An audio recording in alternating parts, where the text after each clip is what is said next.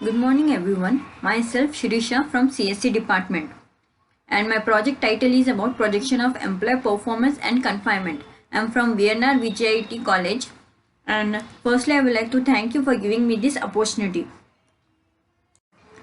So today we are going to discuss about this topic. The first one is abstract, purpose of this model, like why I have chosen this model, what I am going to do in this model.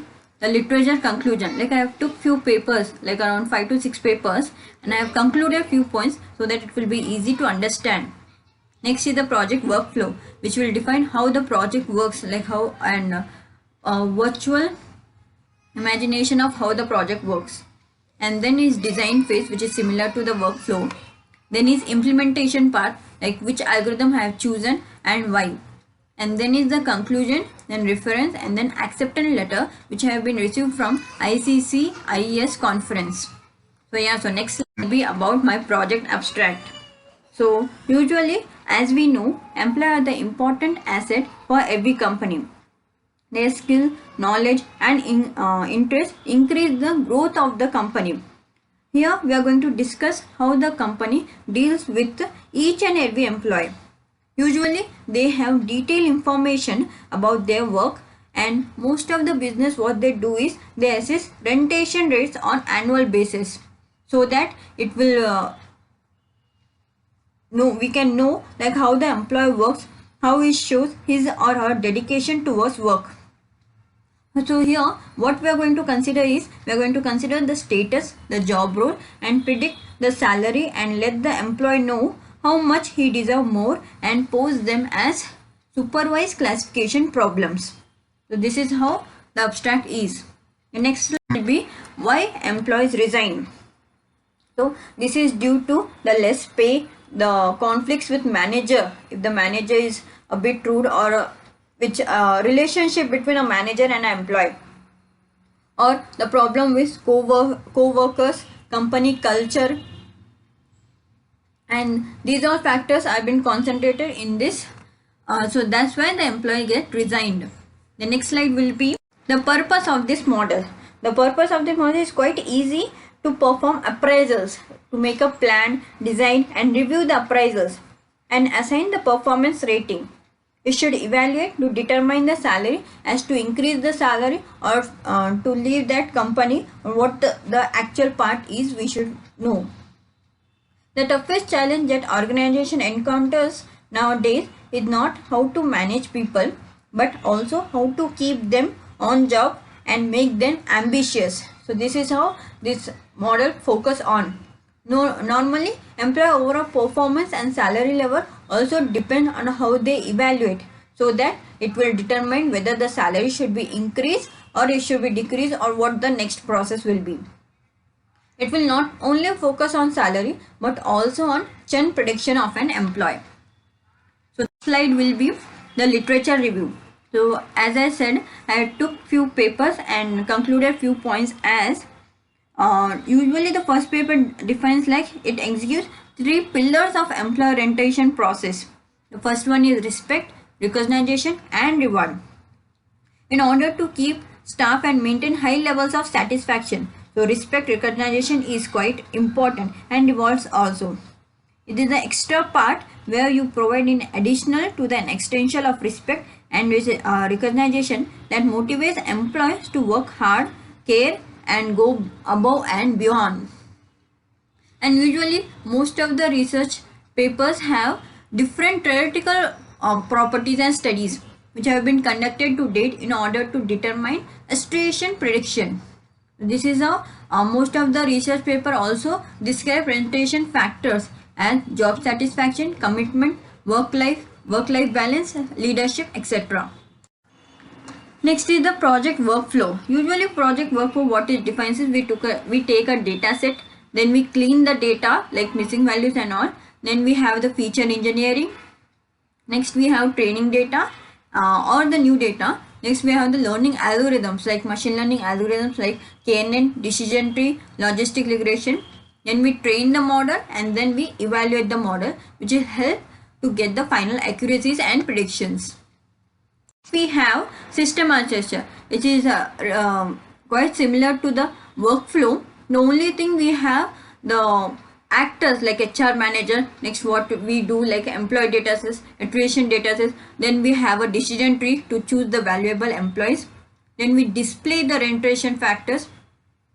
Then we analysis by visualization, which will help like visualization, for example, bar graph, plot graph, and many more, which will help us to visualize like how the model will be, and also like bar graph, which will give the status and versus with any other factor or field to determine how it looks and what the real status will be.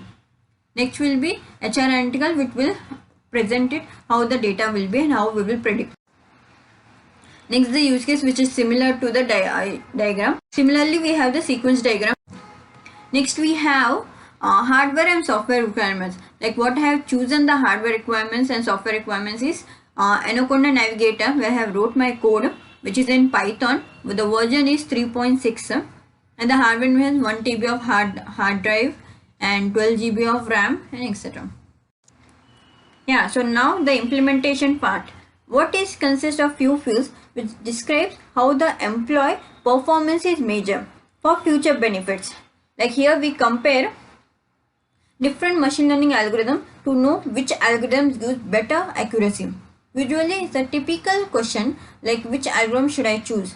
So the answer depends on the size, the quality, the nature of the data, the available computation and time, and what we should do with the data. So this is how it depends, and usually the data sets consist of time spent, number of project, the status, salary, and many new fields. And from that we calculate accuracy to know which algorithms use the better performance. And the next will be the technical concepts like modeling. Why modeling? Why we use the modeling technique is we train the machine learning using data which is well labeled and produce a correct outcome from labeled data. Next, why classification is used. Usually content is clearly defined. Whatever the data is clearly defined. Regression output is continuous quantity, where as in classification we can have categorical quantity. And next, automatically creates accurate predictive. We have algorithms like which algorithm, why I use this algorithm. So logistic regression is a machine learning algorithm which is used to calculate for categorization.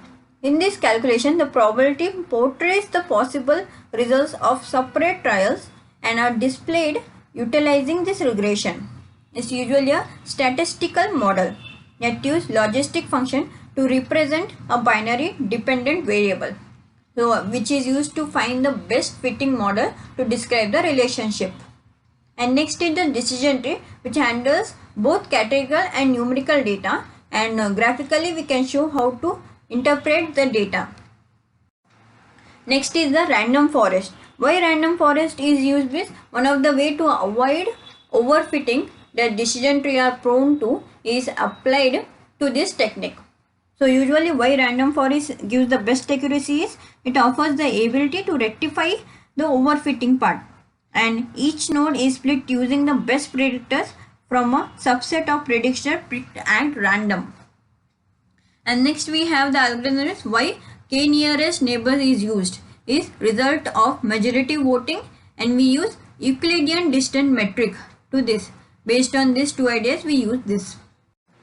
Next we have the screenshot of this algorithm, like different machine learning algorithm, where we have look into it is we got 97% accuracy for the different machine learning algorithm, and highest accuracy achieved by random forest, which can handle large files and can embedded feature selection property.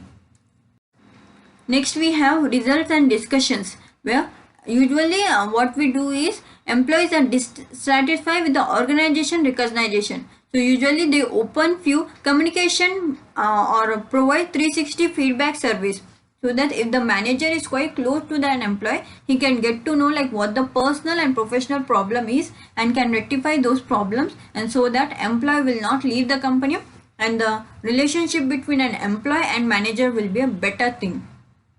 It also provides some cross training program inside the organization, some opportunities for career advancement, and allow anonymous questionnaire on occasion so that staff can open up and be honest with their thoughts.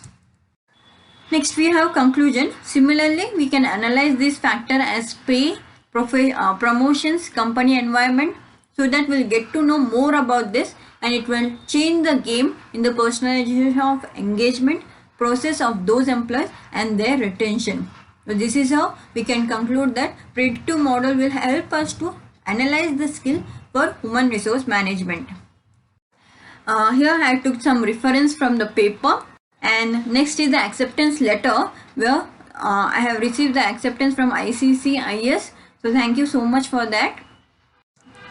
So next is the thank you note. So thank you so much.